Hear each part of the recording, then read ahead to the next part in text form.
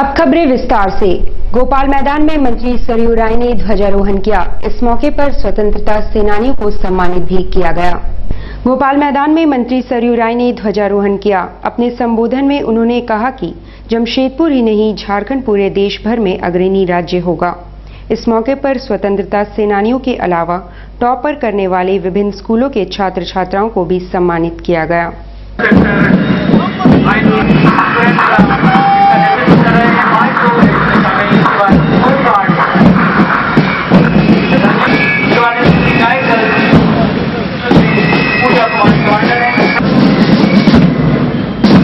पूरे मैदान पर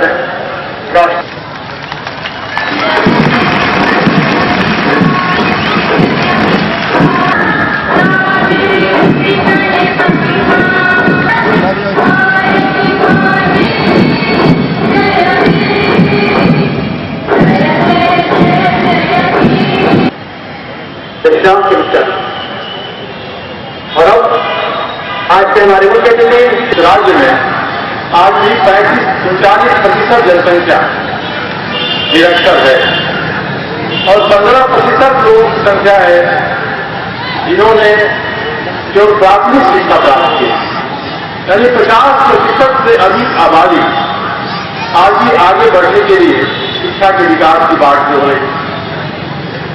पिछले वर्षों में जो भी विकास हुआ है उसकी सराहना होनी चाहिए, परंतु आगे जाने के लिए हमारी जो नई पीढ़ी है, हमारी भावी पीढ़ी है, खास करके हमारे युवक और विद्यार्थी हैं विद्यालयों में, इनकी क्षमता में विकास करना जरूरी है। देश को तकनीकी को एक सुधार के रूप में अपनाने की जरूरत है। यह राज्य देश के पिछले राज्यों में गिना जाता है।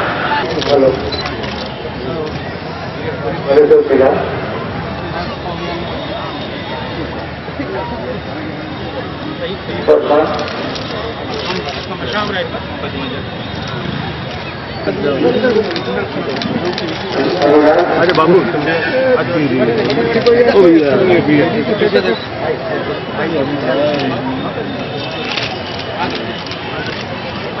सब ठीक है ना? हाँ चलिए, आपको शुभ शुभ हो।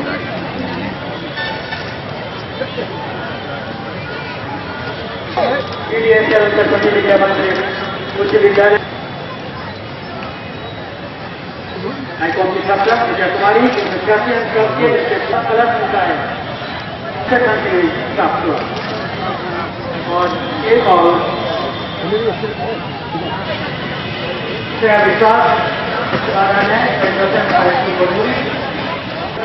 एक हमारी मंजिल साहिल साहिल सागर सागर हंसते गाते। पूर्व मंत्री बन्ना गुप्ता ने स्वतंत्रता दिवस के मौके पर लोगों को शुभकामनाएं दी और विभिन्न स्थानों पर ध्वजारोहण भी किया। पूर्व मंत्री बन्ना गुप्ता ने airbase colony, northern town Sonari, Sakchi Golchakkar स्थित ऑटो स्टैंड, बारीडी एवं गोलमुरी ऑटो स्टैंड, धतकीडी एवं मानगो के कई स्थानों पर झंडोत्तोलन कर सभी को स्वतंत्रता दिवस की शुभकामनाएं दी। साथ ही लोगों से अमन चैन और आपसी भाईचारा से रहने की अपील की।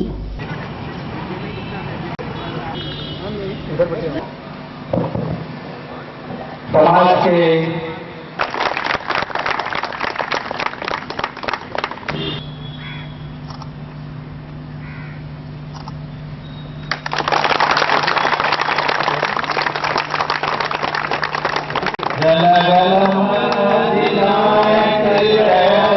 भारत भाग्य विधाता, पंजाब सिंध गुजरात मराठा उच्चल जल वितरंगा, सुबना में जागे आशीष मांगे, गाए सब जय गाथा, जन गण मंगलदायक जय हे भारत भाग्य विधाता।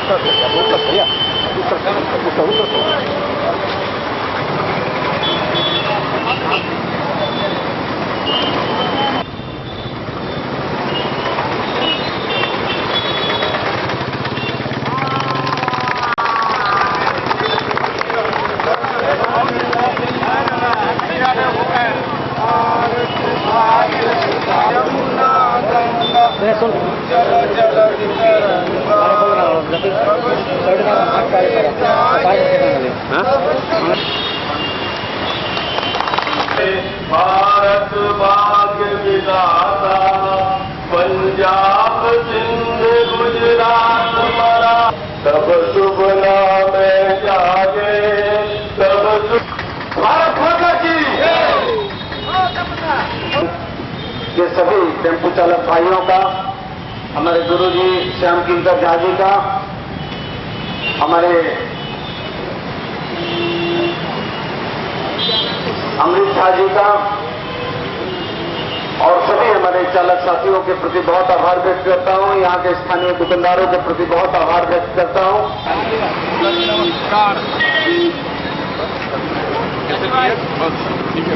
पकड़ा दीजिए।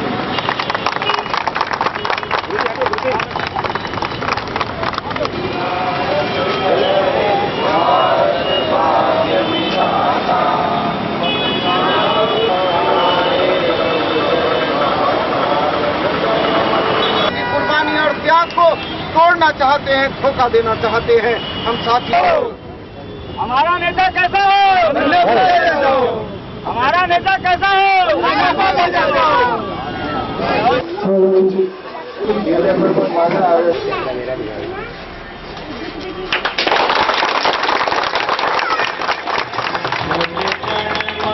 अधिनायक जय भारत भाग्य विधाता पंजाब सिंध गुजरात मराठा द्राविड़ उत्कल बंगा विंध्य हिमाचल यमुना गंगा उच्छल जलधि तरंगा तब शुभ नामे जागे तब शुभ आशीष मांगे गाहे तब जय गाथा जन गण मंगल दायक जय हे भारत भाग्य विधाता जय हे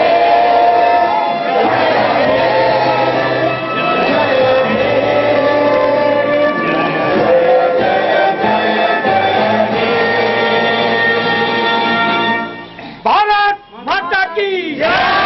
भारत माता की जय! भारत माता की जय!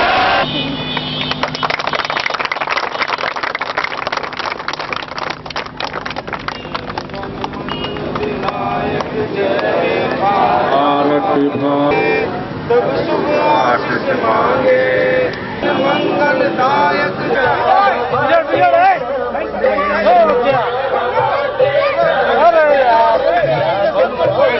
एक नंबर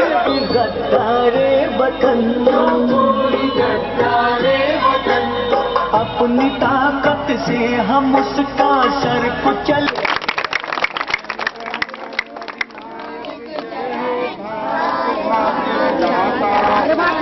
आशीष मांगे गाए तब जय गाथा जन गण मंगल दायक जय हे भारत भाग्य विधाता।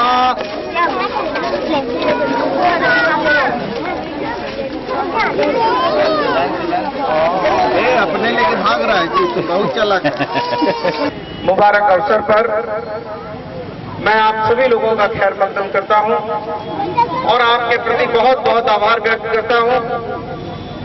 साथियों, दोस्तों, आप जानते हैं कि हमारा ये देश सूफी संतों महापुरुषों का देश है, वीरों और देशभक्तों का देश है।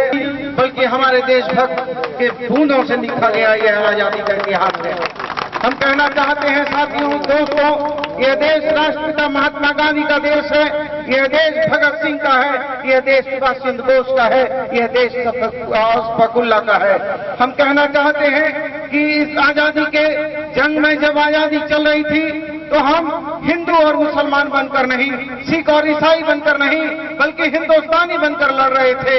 और इस मैदान जंग में हम हिंदुस्तानी की भूमिका में कूदकर फिरंगियों को मुंहतोड़ जवाब देने का काम कर रहे थे, उनको उखाड़ फेंकने का काम कर रहे थे। हम कहना चाहते हैं साथियों, दोस्तों, कि आज आजादी के इतने वर्षों के बाद भी आज कुछ ऐसी ताकतें हैं जो हिंदू मुसलमान के नाम पर, सिख और ईसाई के नाम पर, जैनी बौद्धिस्ट बनिया आंगड़ा पिछड़ा के नाम पर इस देश को, इस मुल्क को तोड़ना चाहते हैं। हम कहना चाहते हैं साथियों, दोस्तों, कि यह देश हमारा वीरों को त्याग और कुर्बानी का प्रतीक है। यह देश हमारे सूफी संतों महापुरुषों के आत्माओं का प्रतीक है। हमको इसको जाया नहीं जाने देना है। हम कहना चाहते हैं साथियों, दोस्तों, जो विगत दिनों की घटनाएं घटी हैं, ये बताती हैं कि हमारा अखलाक मोहब्बत आज भी जिंदा है। और इस अखलाक मोहब्बत के लिए हम यहाँ के लोगों को बधाई देते हैं। और हमने कहा है मुख्यमंत्री को भी, और हमने कहा यहाँ के बड़े बड़े नेताओं को भी कहा कि ये हमारी पहचान है कि ओल्ड पुरुलिया रोड में इतने सुनार हैं, इतने हिंदू भाई थे, लेकिन कोई भी, एक भी हिंदू भाई की दुकान को किसी ने तोड़ने का काम नहीं किया, किसी ने लूटने का काम नहीं किया। लेकिन चंद शरारती तत्व ऐसे हैं जिन्होंने अखलाक मोहब्बत के ऊपर हमला किया है, और उन लोगों को हम लोग छोड़ने वाले नहीं हैं। यह देश प्रेम और विश्वास से चलेगा, यह देश आपस के विश्वास से चलेगा, यह देश न हिंदू मुसलमान के कट्टरवाद से नहीं चलेगा। और जो कट्टरवाद करने वाले लोग हैं, चाहे वो हिंदू में हो, चाहे वो मुसलमान में हो, कट्टरवाद इस देश के लिए खतरनाक है। यह देश उदारवाद से चलेगा, यह देश अखलाक से चलेगा, यह देश प्रेम से चलेगा, यह देश अशफाकुल्लाह की कुर्बानी से चलेगा, यह देश भगत सिंह की कुर्बानी से चलेगा। और हमारे लोग अमन, आइन, अखलाक, मोहब्बत पसंद लोग हैं। और मैं गर्व से कह सकता हूं कि जो जमशेदपुर के हालात हुए, वो हालात में लोग बेनकाब हो गए हैं और लोगों को समझ में आ गया है कि एक बन्ना गुप्ता अकेला था और इसने बड़े आवाम को अमन, आइन और प्रेम से लेकर चलता था, हिंदू मुस्लिम की एकता को बढ़ाने का काम किया था। और एक दूसरे के प्यार और विश्वास के नीचे कि हम लोगों को अखलाक मोहब्बत को बढ़ाना है और एक दूसरे की खिदमत करना है, एक दूसरे से प्यार करना है, गंगा जमनी तहजीब को लाना है, एक दूसरे के साथ हक और हकूक की बात को करना है। हम कहना चाहते हैं और मैं बहुत मुबारकबाद देना चाहता हूं, बहुत आभार व्यक्त करता हूं। और मैं गर्व से ये कहता हूं कि मैं एक ऐसा सेकुलर लीडर हूं जिसकी पहचान हिंदुओं में भी है, जिसकी पहचान मुसलमानों में भी है, जिसकी पहचान सिख और ईसाइयों में भी है। और सब लोगों को अखलाक मोहब्बत से हम लोग सीख देते हैं। इसलिए साथियों, आज का मुबारक दिन आप सबों को मुबारक हो। टाटा स्टील मेन गेट में प्रबंध निदेशक टीवी नरेंद्रन ने ध्वजारोहण किया और शहरवासियों को स्वतंत्रता दिवस की शुभकामनाएं दी।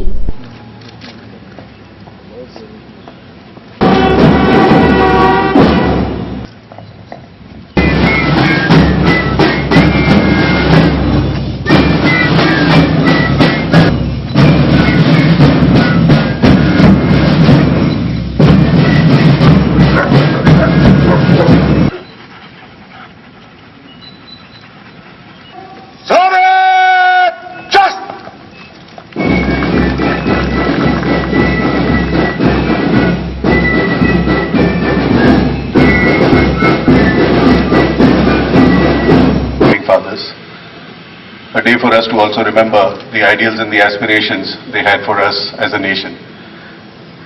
It's also a day for us to be proud of what we've achieved so far and a day to reflect on what we have not achieved so far.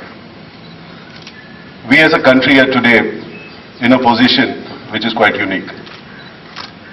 We are the fastest growing large economy in the world. Parade समाप्त हुई, विसर्जन की आज्ञा चाहता हूं।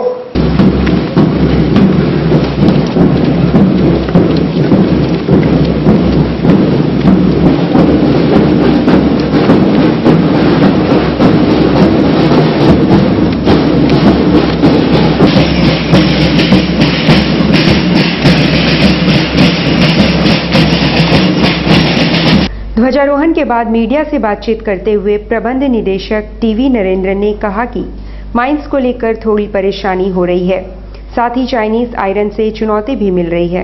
6 महीने पहले जब जोधपुर में थे तो अभी हमको मौका मिला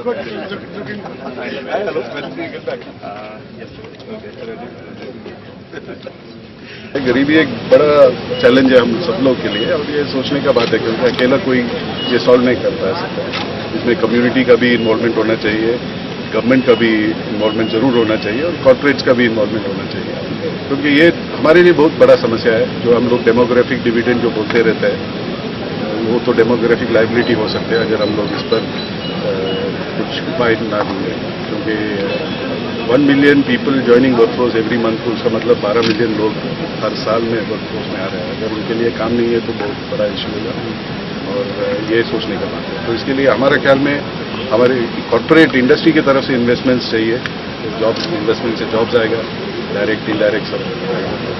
गवर्नमेंट की तरफ से इंफ्रास्ट्रक्चर बनना चाहिए, वो तो गवर्नमेंट अभी भी उस पर ध्यान दे रहे हैं, क्योंकि इंफ्रास्ट्रक्चर आने से जॉब्स भी आएगा और कंपनीज के लिए भी एफिशिएंसी भी बढ़ जाएगा, क्योंकि हम लोग का भी इतना कॉस्ट हम लोग का होता है ट्रांसपोर्ट करने में या जो भी है, इंफ्रास्ट्रक्चर जो कॉस्ट है इंडिया में सबसे ज़्यादा है। हम लोग का देश में अभी कॉस्ट ऑफ कैपिटल भी ज़्यादा है।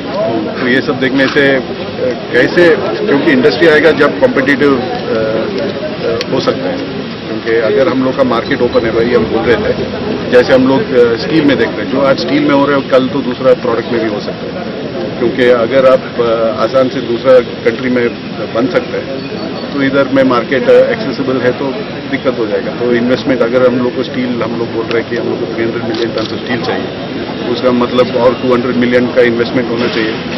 1 मिलियन टन ऑफ स्टील के लिए 6000 करोड़ का खर्चा है, तो उसका मतलब 200 into 6000 करोड़ या $200 बिलियन जो आप बोल सकते हैं।